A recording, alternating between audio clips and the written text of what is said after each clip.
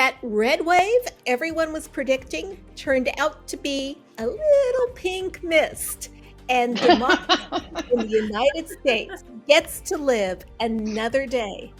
Welcome to a special midterm election edition of MOMocrats MOMochat, part of the Demcast family of podcasts. I'm Donna Schwartz Mills with Karoli and Aliza Worthington, both of crooksandliars.com. And we also have from crooksandliars.com a special guest, Red. Yay. Kind of a mystery guest because we can't see her.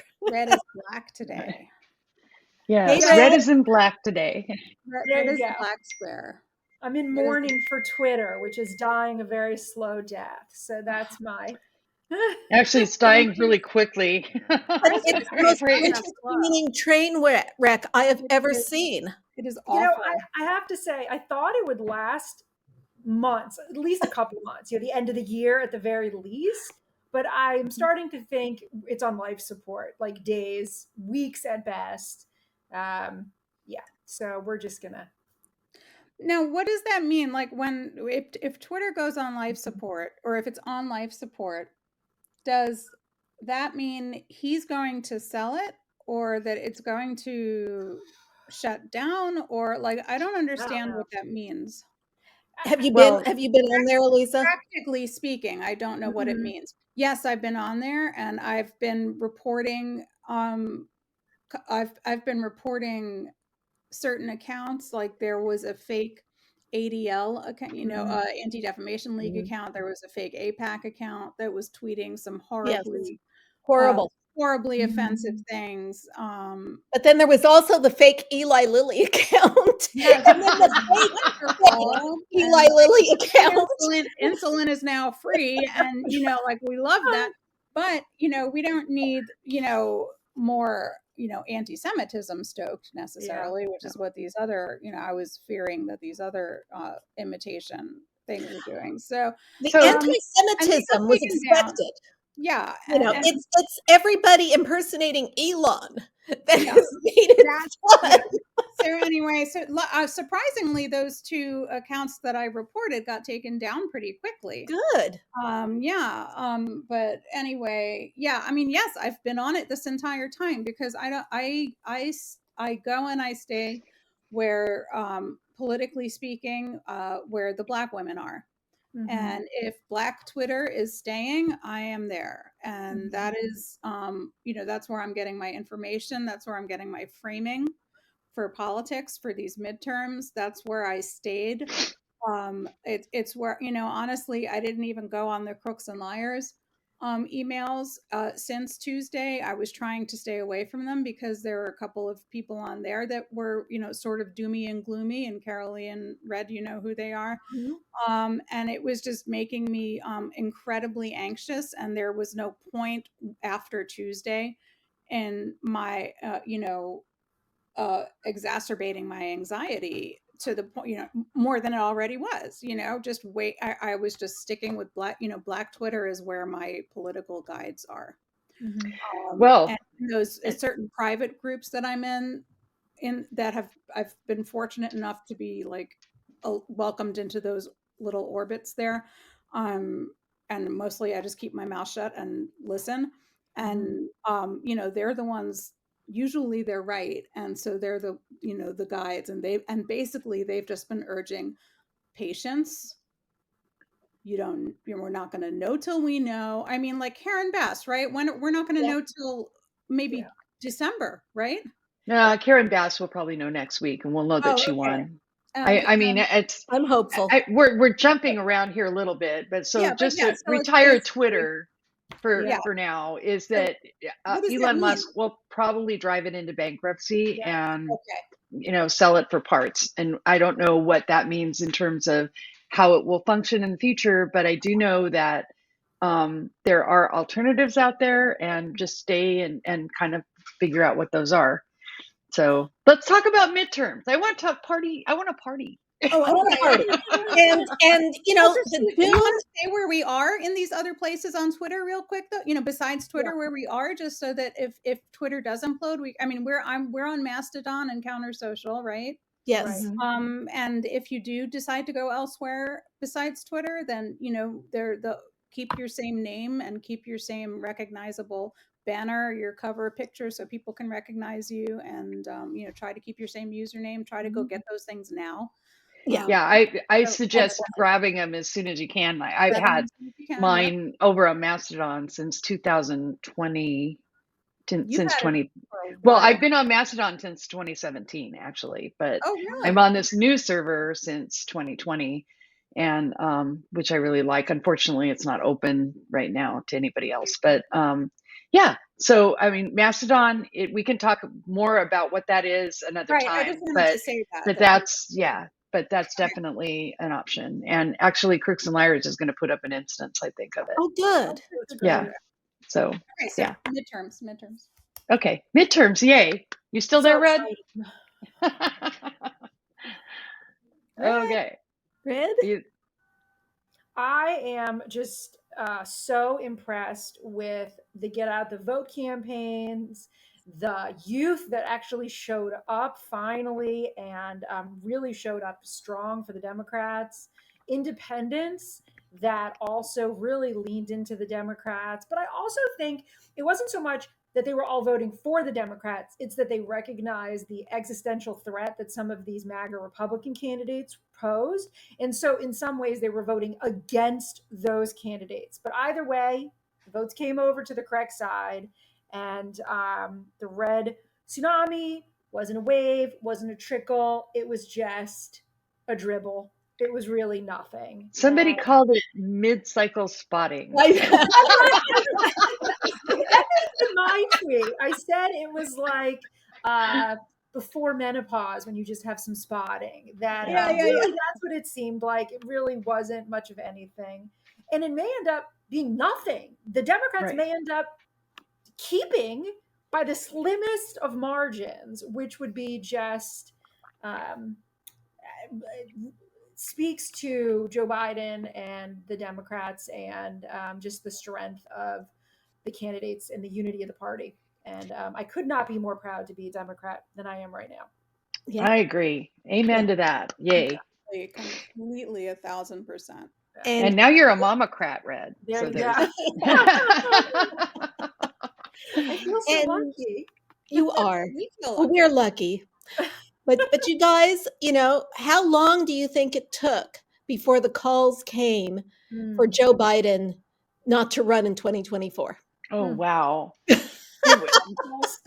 Blink your eye, right? And I mean, what the hell? Stop with that. Andrea Mitchell will not get off that horse.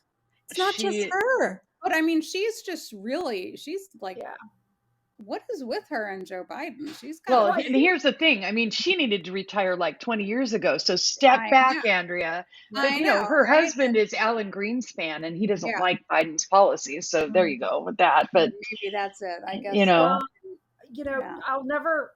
The first press conference after the midterms on Tuesday, which was Wednesday afternoon, that was one of the questions Joe Biden kept getting asked was, "Are you going to run? What do you think about people telling you in your own party you shouldn't run?" And, he's like half smirking, you could see the look on his face, like he really wants to say more, but it's so insulting. It is insulting. Right after we had the best midterms we've had in it. Absolutely. He carried us through this. Yeah. Obama in the midterms stayed, he stayed the hell away. Yeah. Right. And Biden, well, in fairness, understandably, I'm not criticizing. Okay. I'm just comparing. Yeah. You couldn't over my dead body will I ever criticize Obama for pretty much anything. Right. But I'm just like comparing and contrasting with as popular as Obama. We have a special appearance by Canada. Anyway. For Joe Biden to jump in with both feet and campaign and bring Obama with him, and the two of them going like their separate ways and appearing together and going all over the damn country for Democrats, and just bringing it. Oh my God, talk about crowd size. I mean, Trump must have been like eating his heart out. He must have been dying, and I was loving it. Absolutely. The crowds that would show up and, on college campuses and it was amazing. So the other thing is, be like, who on our side is asking him to retire? Right. I don't know anybody who is, but the other thing is it wasn't just about Joe Biden. Kamala Harris was on the road for 2 months ahead of that. Doug Emhoff was all over the place doing his thing. Joe Biden was all over the place. I mean, they had a whole army coming out from the White House to rally for the midterms. And, and then they brought Obama out on the last 2 weeks, and he's the closer. He's always the closer. He's amazing. He is amazing. Amazing. He energizes the youths, is what I call them, in a way that everybody else you just listed off, Karoli, is amazing and wonderful and brings something really special to the table. But for some reason, one of Obama's really great gifts is really bringing out the kids, the college kids, the fresh out of college kid. He just knows how to talk in a way that they really listen and feel inspired by, in a way that really, I don't remember any other politician in my generation that does it. And so I think he needed to be the closer. His cool factor is just... He is very cool. I have met him in person, and I will tell you that the man is surrounded. He just has an aura of coolness about him that just sizzles. I mean, you really can't, it's hard to explain. But yeah, I mean, he needed to be the closer for this election. They needed to get the college kids out to vote, and he did it. I mean, not by himself. And remember, the college kids were, the kids growing up when he was president. So they were, would have been like 4 years old when he was elected. And then the 8 years, basically, they were in school and into middle school. So he's the guy that they know, right? I mean, there is something about whoever the president is, when you're in that sort of formative stage of your life, I would say from basically elementary through high school, right? Where that makes a difference in how you respond and how you think politically. So he really had a huge influence on I remember seeing him with the little black kids and thinking, oh my God, these boys are going to grow up and they're going to aspire to be what he is. And sure enough, I mean, now he's got this whole program that he runs out of Chicago, right? Encouraging those same young black boys to now be young black men and going out and organizing in their communities and doing the things that they should be doing. And so, yes, I agree. Having him as the closer was absolutely the right thing to do. And the enthusiasm was off the charts. And I'm still just gobsmacked at the outcome of this midterm, because honestly, I didn't think that we had much of a prayer of holding the House. I did think that we could get close. And it may be, by the way, that we don't hold the House. But if we don't, Kevin McCarthy is going to have like one vote to lose. That's what I think. I think it'll be like 218 to 217. That's what I think. That's if he stays leader. If he stays leader, yeah, that's the other part of this, right? I mean, he may not be. How likely is it for him not to be leader, though? Because it's interesting. They were expecting to shellac us again. So you and think they that's did a vote not. of no confidence for him? And of course they would. Yeah. No, of course. They're all gunning for him. He hasn't been a good leader. Jim Jordan wants him. I know Jim Jordan is. Scalise also wants it. Yeah. Right. Elise Stefanik.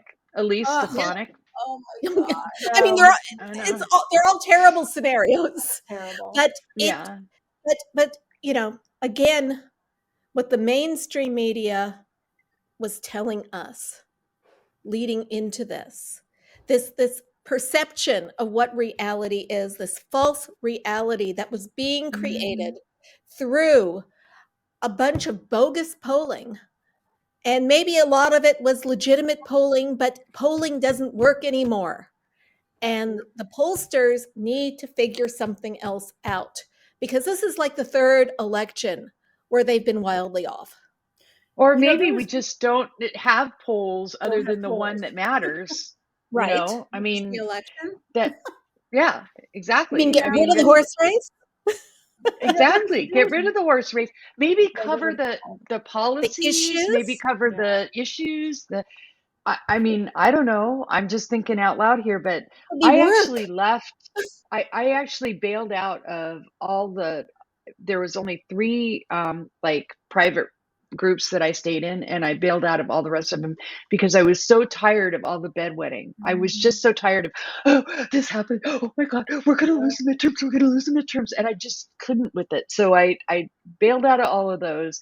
And the 3 that I stayed in one was a group that was pushing for Kendra Horn against Mark Wayne Mullen in Oklahoma. And you would think, holy shit, that's like impossible, the impossible dream. But they actually were organizing, and they were, it wasn't just online Twittering. They were organizing and in the community. And I just wanted to amplify them because that's what these places need. They need, I'm sad that Beto O'Rourke lost. I'm sad that Stacey Abrams lost. I'm sad for all of those, but they organized those states. And that's why we're now going to elect Raphael Warnock. Yes, it's going to happen. The thing is, they organized those states, and a lot of the down ticket Democratic candidates benefited from it, even if Beto lost, Stacey lost. Right. And that's the main thing. I mean, I wish Beto had won. I wish Stacey had won. I especially wish Beto had won because I watched how hard he worked. He was in every single county in Texas. Everyone who voted for Abbott. There are over 70 counties. How many counties are there? There's a lot. I don't know. A lot. What were you saying, Red? Yeah, I mean, going back to the polling thing, just really quickly, I hate polls. I just think they're so skewed and they miss buckets of people. But I do want to give credit. There was one person on Twitter who was consistently putting out data that was not a poll, but it was spot on, and that was Simon Rosenberg. Yep.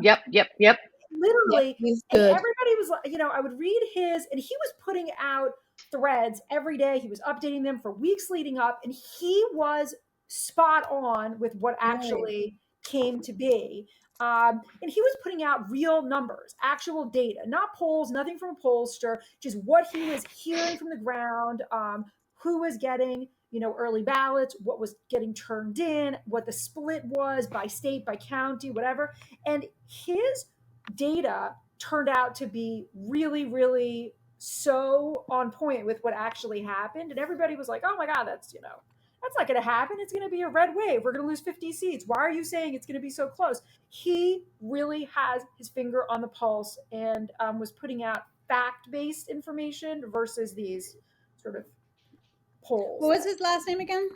Rosenberg. Yeah, he's Simon WDC on Twitter if you're going to follow him. Okay. Really good credentials. He knows what he's talking about. And I don't know why I should start following anybody now on Twitter, but he'll let you know where he is on Mastodon. He's great. Yeah. And actually, I'm going to give credit to somebody else, which probably the 3 of you may be surprised by. Michael Moore was on the Beat with Ari Melber late last week, and he said the exact same thing that Simon Rosenberg said. Right. And everybody was like, oh my God, Michael Moore, he said Trump will be elected in 2016, and people thought that was crazy. And last week, he said the same thing, that is not going to be a bloodbath. The Dems are going to hold way more seats than people think. It's way closer than people think. He also knew what he was talking about, but I agree. I'll give him credit for that. I mean, in general, he just makes me want to rip my hair out and go beat my head against being right on something, brick wall. So good for him being right. He's still a shithead. Well, I mean, he was right about this. He was right about 2016. It's good for him. Yeah. What's that saying? A broken clock is right twice a day or something. So right, something like that. His assessment of how it would break down was close to what Simon Rosenberg said. Anyways, I prefer fact over polls. I just think they're terrible. I agree. And Simon Rosenberg and also Tennille, is that from Daily Kos? TANIEL from Daily Kos was also posting data. And that was one of the reasons that all the bedwetting was driving me crazy, because I'm looking at these early vote numbers in Nevada. I'm looking at early vote numbers in Arizona and in Georgia and everywhere. And I'm thinking, why are you people flipping a biscuit? I don't get it. These are amazing early vote numbers. They're just, people are so susceptible to drama. Well, and they're susceptible to media narratives. Sorry, I didn't mean to interrupt. I was going to say that was my next. That was the rest of my sentence. The media loves it. They feed into it. Drama. They don't make money unless people are breathlessly, hanging on the media's every word because they're terrified about what's going to happen, and they rely on the media. It's a sick, codependent relationship. Agree. It's not healthy in our politics. The broadcast media was better when news was only carried because they had a lawful mandate to serve the public interest. And when they discovered that they could make money from news, that's when it started to get bad. Yeah. It's like newsertainment. It's not really news anymore. I mean, a lot of these news shows thrive, exactly like Aliza said, about getting you all riled up so you're addicted to the chaos and you tune in all the time. You're constantly, flipping back to the channel versus just watching the 6 o'clock news, after dinner or before dinner, like when I was a kid. Now it's find out what's happening. Yeah, it's just craziness, and they have to keep your your energy and your fear up. And so they start these narratives of how terrible it's going to be, and how, on the Fox, they want to make it like, we're going to win, fight. And on the, blue channels, CNN, well, not anymore, but MSNBC, they're talking about doom and gloom, but they have to keep your fight or flight up. So you're constantly watching. And the thing is, they didn't have to do that. These Republican candidates were scary. Yeah. They were scary. I mean, they were scary. Scares me to death. Seeing Mastriano, seeing Josh Shapiro cruise to a win. Oh, yeah. Oh my God. Well, Fetterman being called on election night was amazing. Oh, thank God Fetterman won. Thank God. I would like to give some props to Maryland for electing only the third black governor in the country's fucking history. I get the first F word in the. That's okay. You win. My money goes in the swear jar. Listen, and I am just so beyond thrilled. And I cannot stand Hogan. He's not a moderate, but he's also not a psycho. Right. And he's not a maggot. Right. So he and Wes Moore had a joint press conference yesterday in Annapolis at the legislature. And it was exactly what politics should be. And that's normal. What they both said. Both of them said this. They both said, we've been working together for months. We didn't just start working together on Wednesday. And, we want, the work of people who serve Marylanders to go on uninterrupted and without, even if policies might change. It was so normal. It was nice.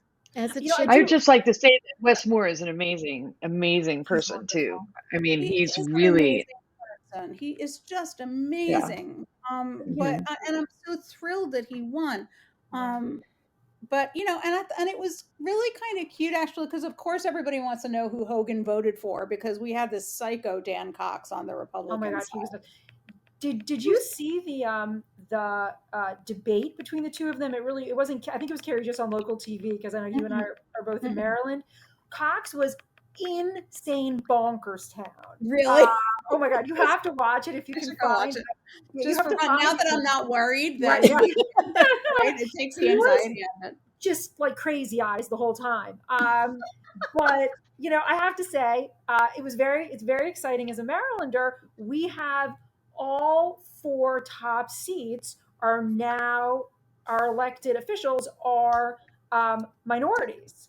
And So that's we wonderful. have, That's right. right, between, Aruna Miller is our lieutenant governor, Yep. who's wonderful.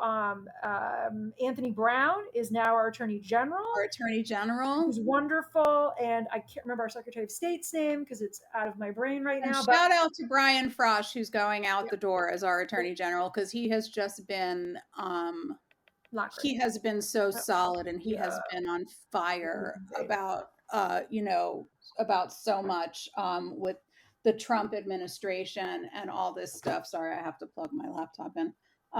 But yeah, it's I'm very proud and happy with Maryland right now. And as a Californian, I'll tell you, it makes a huge difference when you have really good, solid politicians. I mean, Arnold Schwarzenegger was a Republican, and he was terrible, but he was also, he was terrible because he was a Republican. But he was a moderate Republican. He was very California. Yeah. And but the difference since Jerry Brown came back and now Gavin Newsom, there's no difference. No comparison, right? It's all great. Schwarzenegger came in, slashing taxes, which caused us to have huge deficits. And Brown came in and says, no, we got to raise taxes. And, now we have huge surpluses. Right. We have surpluses that are sending money back to people. So like, for example, the gas prices are high. So married couples get $700 in the mail to help with that, that's how government ought to work. Right. Right. Yeah. You guys have a great governor as well on your side of the country. So I'm very jealous of that too. Well, you guys, Westmore is amazing. We suffered through 8 years of Hogan, and again, like during the pandemic, he did okay. He took care, he wasn't awful for that. He wasn't a wingnut, you mean? He wasn't pandemic, and he basically took care of us for the pandemic. I have no real quarrels about that, but he also hates Baltimore, and he's a racist, and I'm not, and he's, whatever. So we have had 8 years of Hogan. So for us, we're feeling this real sigh of relief right now. Back talking about debates. Did you guys see the report where they analyzed Fetterman's performance and popularity after his debate? I saw and said that Fetterman debating actually helped him. Correct. It didn't hurt him. No. And it actually, what happened is that Oz got frozen in time. At that point, it was like Oz's approvals were kind of going up, and then they had to debate, and that was it. Right. They just flattened right out, and Fetterman's were going up. So, this election should restore some faith in humanity. Yeah, I think, right? Yeah. We get so marinated in the negative, hateful, stuff, either because we were like in our case, we're watching stuff that we have to watch because, to see it, or because we see it on social media, right, and get it there or whatever. But what this election did for me was it restored some of my faith in humanity. Yeah, like and people democracy. Just said. Yeah. And people just said, no, this is over a line. We don't want to. I feel like people were voting against the insurrection. They were voting against the wingnuttery, the election denialism, all of it. I felt like this was voting against the fall of Roe. Right. Yeah. Yes. Yes. We haven't gotten to that. And we were told, you guys are focusing too much on abortion. You should be focusing on inflation. Even people on MSNBC, people think that MSNBC is the liberal channel. It is the liberal channel. We got how many people, how many of the pundits and the hosts were trying to paint abortion as a side issue? And shouldn't you guys stop focusing on abortion? How many questions like that came out of the mouths of MSNBC pundits and hosts? Yeah. Right? Mm-hmm. How dare they? Why didn't they prop up those people? Why didn't they talk about how outrageous it is? I don't understand how that couldn't feed the narrative of I mean, if they want to terrify us, they could terrify us about the fact that if the Republicans win, why can't they be on our side about that? I don't understand why they have, if they're gonna, if they're gonna come down on one side of the issue, why don't they come down on the right side of it? The right as in correct. They underestimated the rage and fear that women and men who love them and young people felt about Dobbs, and they underestimated it at their own peril. Yeah. And I definitely saw guests on MSNBC more than other channels talk about how this would be a critical issue. Now, whether it be the most critical issue, they probably underestimated if it would be the number one issue. But they definitely tried to both sides it. And I think that definitely made it seem like they were minimizing the impact, which again, they did at their own peril, because I do think it was one of, if not the driving issue, especially for young people. Not just young people. I think it was women generally. Women in general, but 70-year-olds who remember when it was illegal the first time around. Right. I mean, you're looking at it through a prism of white male punditry. Absolutely. And they just don't have the same visceral dread that every single woman in the world has of an unwanted, unexpected pregnancy. Absolutely. Exactly. And the health indications that could happen from an ectopic pregnancy or a miscarriage where it's suddenly illegal to give you a D&C after a miscarriage.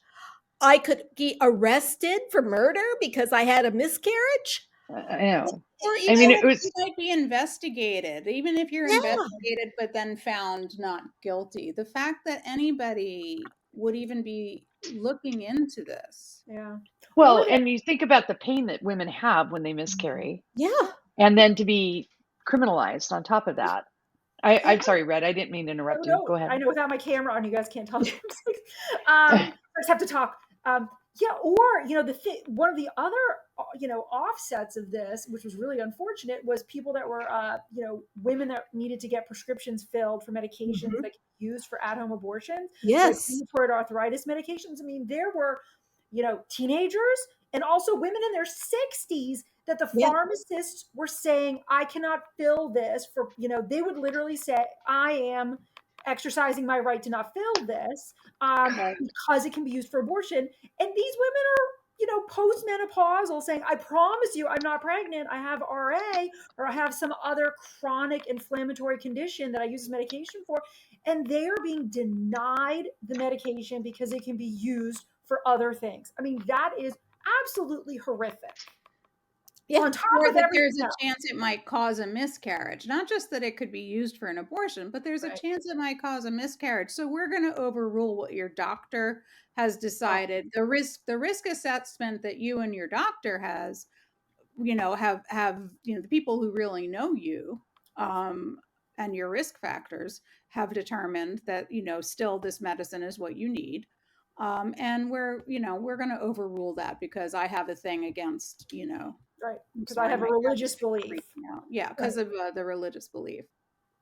So nope, denied. Yeah, it's there were so many horrific ways that this overturning of Roe v. Wade just spread out into areas that I don't think even pro-lifers anticipated. Awful. Well, there was this great video that I think, did you put it on Crooks and Liars, of the woman interviewing people and interviewing men in the park about how much they knew about the situation? Oh my God. Was it the one from the other day where she was like, can you pee with the tampon in and all those questions? Is that the one? Yeah, how many tampons does a woman go through during her period? I don't know, one. We didn't put that on Crooks and Liars, actually. Yeah, I figured you did. But, so here's the thing. I am going to escort on Monday, first time since Roe fell, I'm going to be escorting because of this new job that I have, which is normally a 9-to-5 job. Well, I'm taking the day off on Monday. Because Monday is the day of the men's march. Men need a march. Oh, good Lord. Men are marching. Okay, this is news. I didn't know it's this. typical. It happened last year. It, same. It happens every year, and they start off at Planned Parenthood, and they march down to the Inner Harbor. A men's march. Men's march. Women's rights. It's bullshit. Milo Yiannopoulos was reporting last year. He's the one who called us, fluorescent goon streaking or whatever. It's on my tab.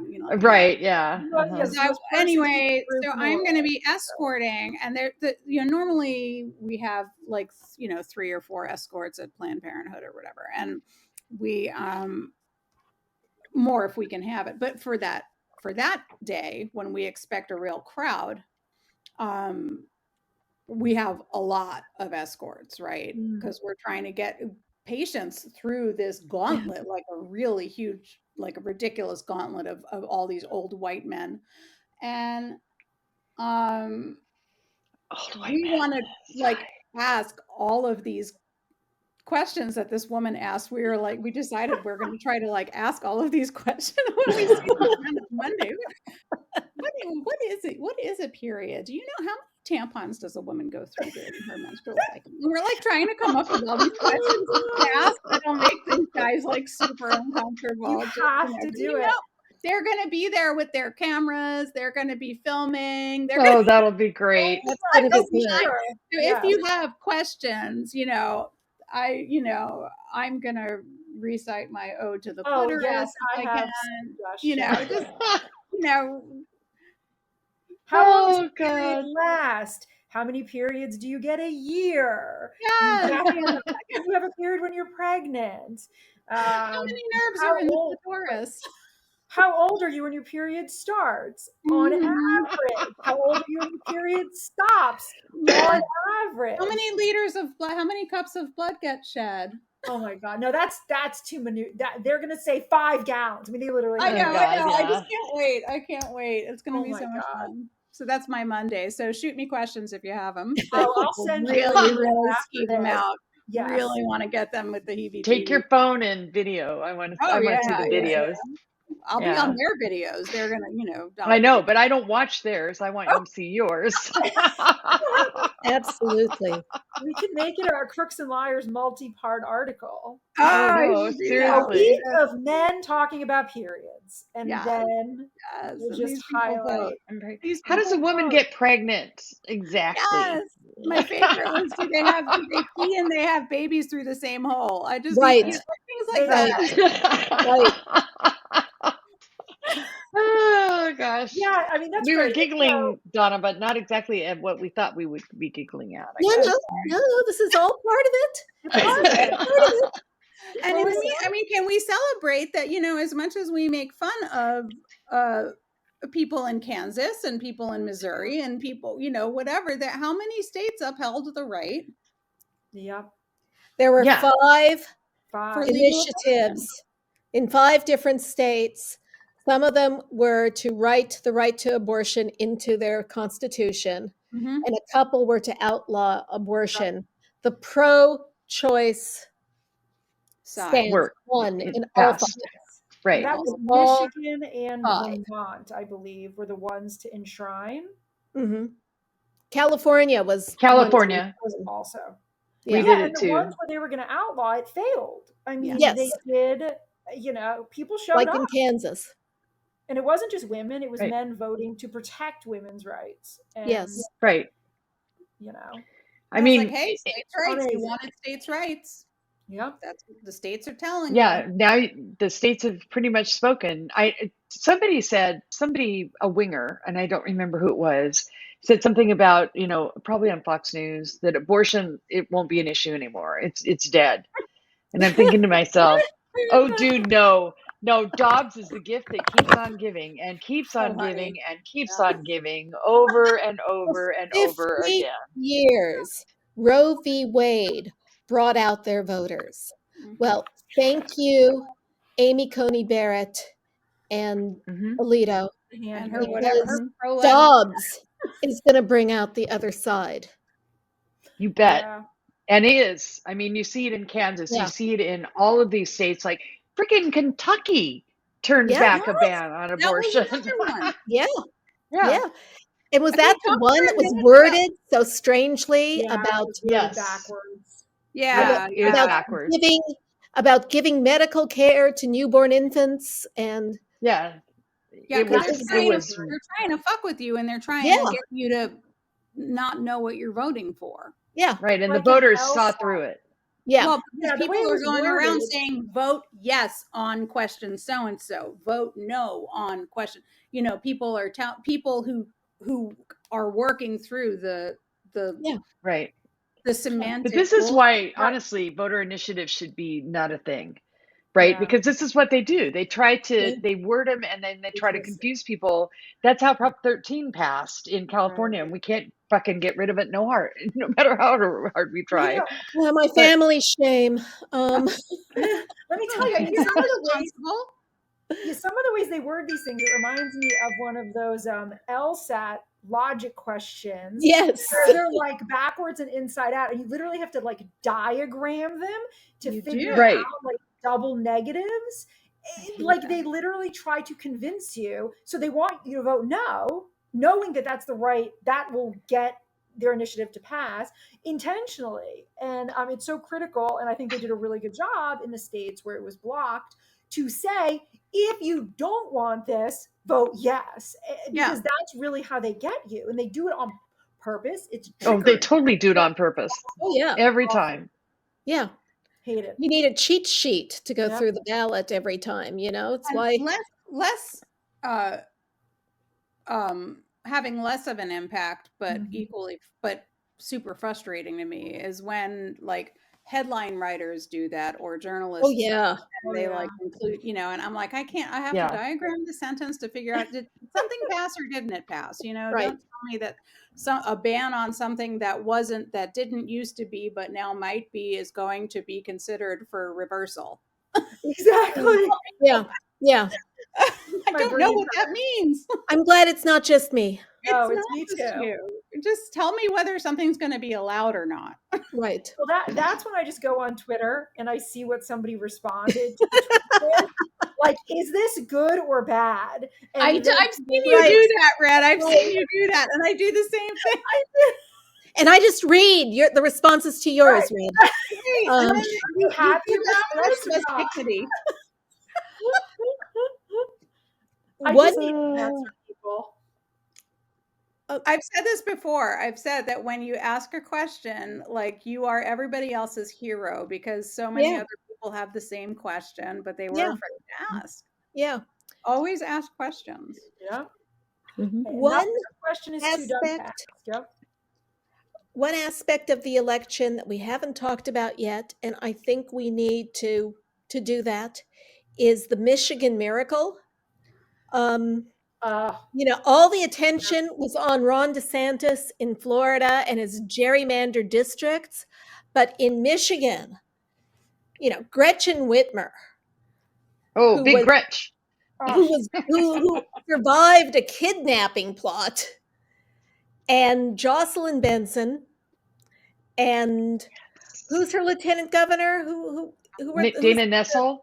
Yes, Dana Nessel, the Attorney General. Not to mention the legislature, the Michigan legislature. Yes. All in Democratic hands now. Yes. Right. Also Pennsylvania. Yeah. Went Dem. So, I mean, that's like amazing too. But big Gretch. Love her. Although I do have a comment to make about her later, but for right now, I love her. I love that she got reelected, that it was basically a landslide to do it, you know, and not close at all. People saw through Tudor Dixon. Oh my God. You know, Carrie Lake Light. She really is. Yeah, literally Carrie Lake Light. So we'll see. Arizona will probably also dump Carrie Lake, but I don't think Katie Hobbs ran the kind of campaign that she should have against Carrie Lake. Although, having said that, I will also say that Katie Hobbs being the Secretary of State was an awkward position. She's running for governor. Like, a lot of people criticized her for not debating, but I actually thought it was smart for her not to debate, because it would have given Carrie Lake an hour to basically criticize her for how she handled the 2020 election. Yeah. Yeah. So Agreed. Yeah, it was strategic, and it was a tough yeah. call, I am sure. But, I would have liked to have seen her debate, but once she explained that she did not want to have to listen to Carrie Lake lying for that whole time. And, Right. and we've seen Carrie Lake in interviews and the way she just talks over everybody with the lies. And, she is so slick. The camera loves her, Well, have you seen the picture of Carrie Lake today without the filters? No. So so without the filters, she looks like you would expect a middle-aged woman to look. I mean, who lives in Florida. Right, or Arizona. Or Arizona. Right? And I mean, I'm not at all saying that she's, the filters basically take 25 years off her. Right. So it's ridiculous what they do. I mean, it's just that's fakery. why her husband's her official cameraman. Yeah. Right. I mean, it's fake. It's absolute fakery. There's nothing about it that's real. And, it's not what she looks like. Yeah. And I mean, and by the way, I think she looks fine without the filters. I'm not saying, she looks like she looks. She looks fine. Yeah. I mean, this is me, no filters, but so, that's interesting. And I think in the end, Katie Hobbs is going to win. That's what I think. We don't know, but that's hopeful. I think that I also think that, well, I know that the networks haven't called it, but Mark Kelly has won the Senate seat. And then in Nevada, I have high hopes that Catherine Cortez Masto will hold on. I mean, she's just, I mean, the thing is, and this is the thing that people have to learn about how these things work, especially out here in the West, is that because of all the mail-in ballots, because of all the early voting, because of how those get counted, it takes a long time. And what happens is that the Republicans go on election day and they vote, and then we have to verify all the signatures for the Democrats because they did mail-in, or they did, dropped in a Dropbox or whatever, and that takes longer. So I think that we'll probably know I'd like to think tomorrow, but I think it will probably be next week that we find out that that Catherine Cortez Masto held on. Yeah. And then we will go balls to the wall for Raphael Warnock, who was so close. So close. And when she wins, though, that puts us at 50 seats. So then Raphael Warnock would be the 51st. Yes. Right. Yes. Which is just absolutely, I have to say, the House, I think, is going to be razor thin. But the fact that we may actually gain a seat in the Senate is absolutely, I mean, I have to tell you, people thought we were going to lose 10 seats. We may end up actually gaining. I mean, that's just insane bonkers. It is bonkers. It's in a very good way. Yes. Yes.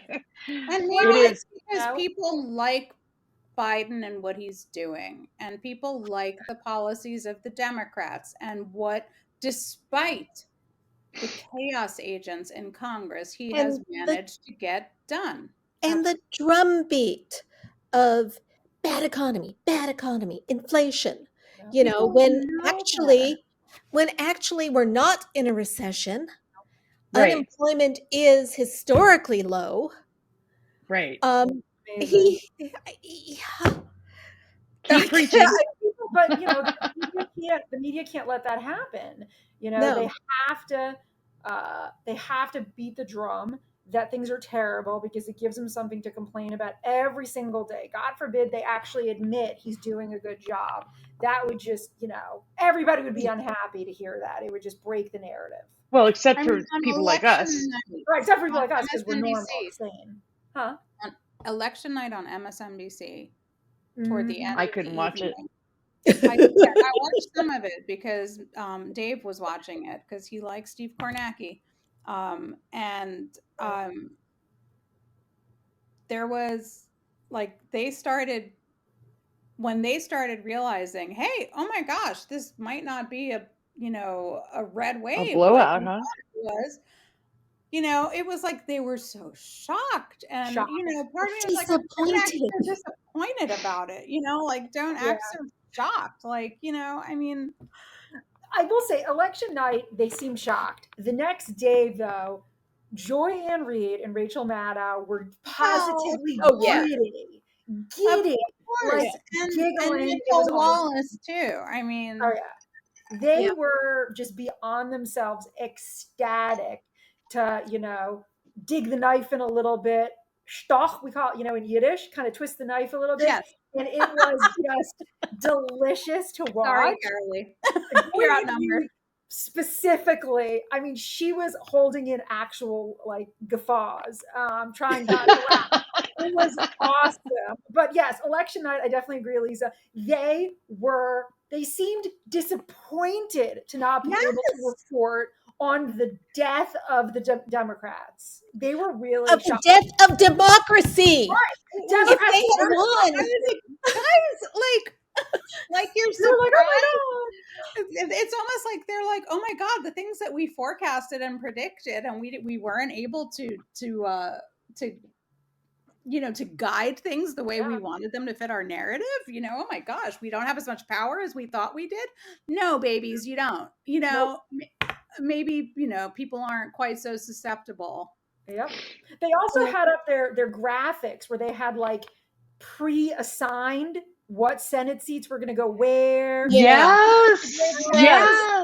They had like the numbers up. There was going to be like, you know, 50 something, this, whatever. And then all of a sudden you see it slowly changing. And it was like, they were sad to have to do that. They still have. And to boot, they had that stupid graphic up on MSNBC that has the red seats in the House, 7 over, you know, going over to the House, and plus or minus 7. It's like, why couldn't you have put like lines through those? So just give me the score as it currently is.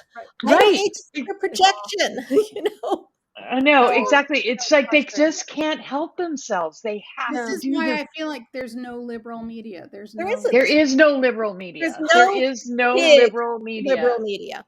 I mean, there's people like Crooks and Liars who criticize, and I must absolutely say that Jesse Waters deserves to be dragged, just dragged, right? I mean, the man goes on Fox News and says 2 things that I just can't even deal with. One is he's upset because not enough people hate Biden. He's basically said, this is why they won, because they don't we just don't have the same number of people that hate Biden as they do people that hate Trump. And it's like, well, maybe because Biden isn't a petty chicken shit little asshole. I mean, maybe, I don't know. He's not a traitor, narcissistic fucking.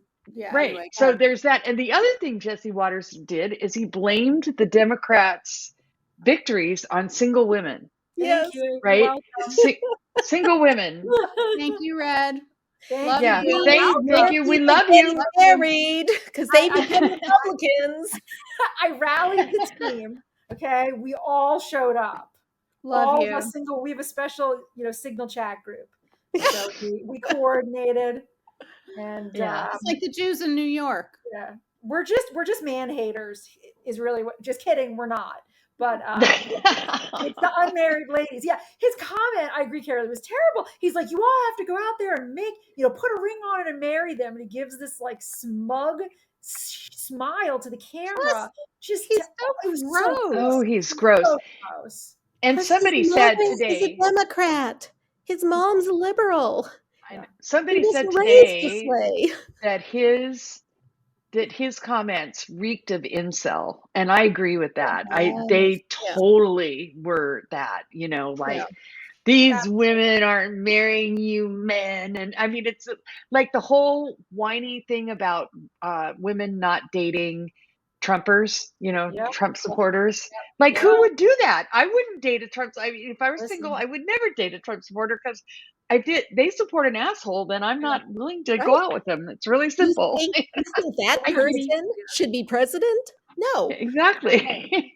I'm telling you, that person is gonna support taking your rights away and your humanity. No. I have to say, as the single woman here on the chat, I will say that if I meet a guy and he wants to go out, literally the first thing I will ask is who you support. Who did you vote for the last election? It is the easiest way to weed out people that will have really, misogynistic, racist, homophobic, just horrible views that will never align with me. And I'm sorry if that hurts their feelings. Maybe don't be so awful. Yeah, right. Maybe you could get girlfriends. Maybe rethink your priorities is what you want to do here. And I will say that as somebody who dated and married a Republican. I mean, but they were different. They were different 30 years ago than they are now. Yeah. Before we call it a day, there's just one race I would like to talk about that has turned out to be disappointing, but gave me so much joy for a couple of days. Oh, I know the one you're talking about. Which one? Okay, and that was Lauren Boebert and Trish, because for about 2 days she was behind in the vote. Oh, she was shitting her pants. She wasn't tweeting. No. She wasn't talking. She wasn't doing anything. She was praying, baby. That was the only thing. Oh, pray. Because and everything. And it looks like she's gonna win. But I really liked Trish, and I love. It'll go to a recount. Of course, is it? It's only 1,000 votes or something separate. Yeah. Did they get all the votes in? Yeah. There's still about 3,000 to count, or 2,000 to count.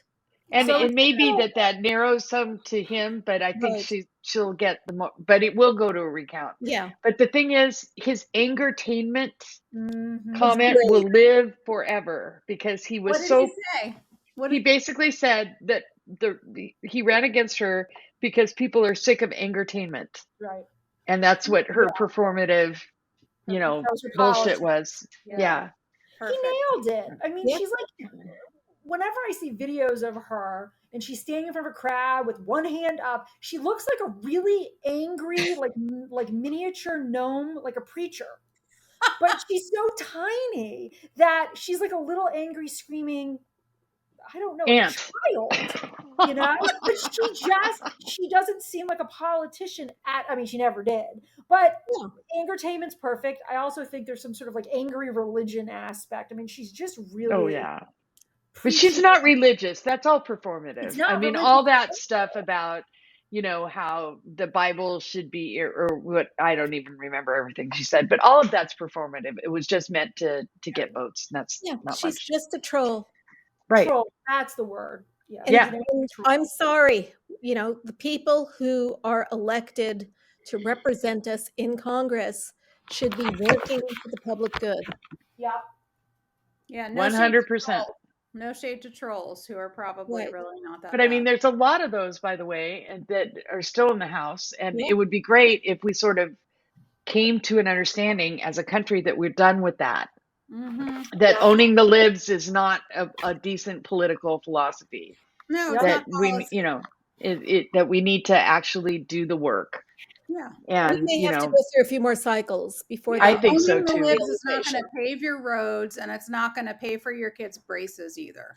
Right. Well, my hope is this election, although not great everywhere, is course correcting just a little bit, and 2024 we'll see how bonkers it gets, but my hope is we went through a little crazy period and then we'll kind of get back on track with slightly more normal Republicans. But who knows? I don't know if there are any, but I hear you.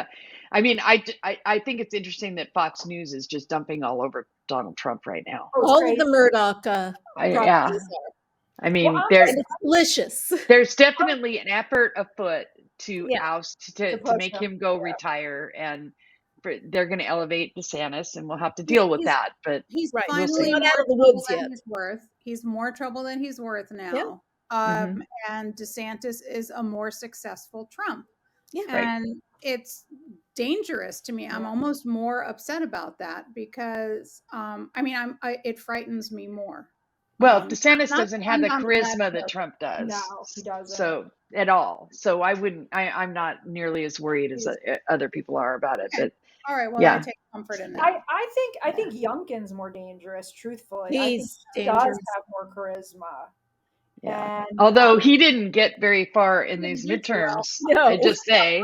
I know. I'm just honestly, the one thing I'm excited about, building on what Karoli, what you just said about Fox kind of dumping on Trump, is Trump, when he is cornered, he is going to lash out at everybody who Fox News anoints as a successor, and it's going to be delicious. It's going to be as much fun as watching Elon Musk crash and burn on Twitter. Yeah. He's gonna tear. It's gonna be amazing. Yeah. And with that, Donna brings it full circle. And on that note, and the cat's back again. So it's literally he is such a detention whore. I'm sorry. Anyway, this is our show for the week. Yes. Join us next week at our new location, MOMocrats.buzzsprout.com, our YouTube channel, or find us on your favorite podcast service such as iTunes, Google, and Amazon Music. And be sure to check our Facebook page for updates. I'm Donna Schwartz Mills with Karoli, Aliza, and our mystery guest, Red. And we're saying goodbye for the MOMocrats. Bye, everybody. Bye-bye. Bye. Thanks, guys. MOMocrats Mama Chat is part of the Demcast family of podcasts.